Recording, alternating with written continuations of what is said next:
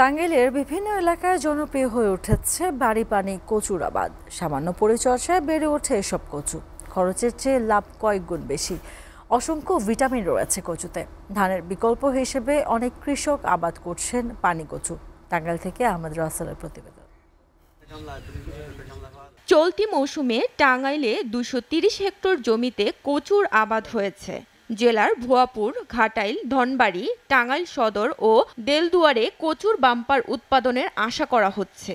লক্ষ্যমাত্রা ৬,৫১০ metric ton. বিশেষ করে পার্টনার প্রকল্পের আওতায় বাড়ি ১, ৮ ও ৯ জাতের কচুর আবাদ বেশি হচ্ছে। বছরে একবার সামান্য পরিমাণে রাসায়নিক সার দিলেই হয়ে যায়। ১ বিঘা জমিতে কৃষকের সব মিলিয়ে খরচ হয় ৩০,০০০ টাকা। লতা ও কচু মিলে বিক্রি করতে পারে প্রায় ১.৫ লাখ টাকা। লাভজনক হওয়ায় দিন দিন বাড়ছে কচুর আবাদ। বাড়ি ৮ এবং ৯ লতি চাষ করছি এবং আমার খরচা হয়েছে ৩০,০০০-এর মতো। আমার কচুতে খরচ হয়েছে ১৭,০০০ টাকা। আমি এই যাবৎ কচু ও লতা সহ বেচছি ৪৫,০০০ টাকা। কচুর গোড়া থেকে শুরু করে কাণ্ড, পাতা, ফুল, লতি সবকিছুই খাওয়ার উপযোগী, ফলে সবই বিক্রয়যোগ্য।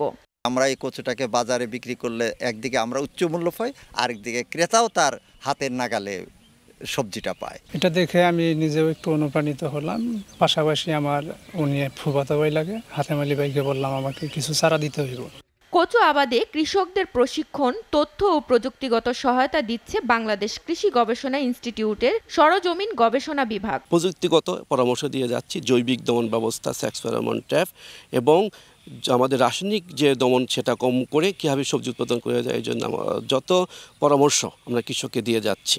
কৃষি বিভাগের পক্ষ থেকে কৃষকদের সচেতনতা সৃষ্টি করা হলে কচুর আবাদ বৃদ্ধি ও পুষ্টির ঘাটতি পূরণ হবে বলে মনে করছেন সংশ্লিষ্টরা।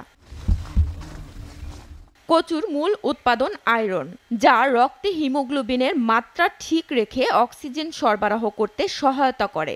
নিয়মিত কচু খেলে হৃদরোগের ঝুঁকিও কমায়। প্রচুর ফাইবার, ফলেট ও থায়ামিন থাকে কচুতে, যা মানবদেহের জন্য খুবই উপকারী। এসিটিভি নিউজ ডেস্ক।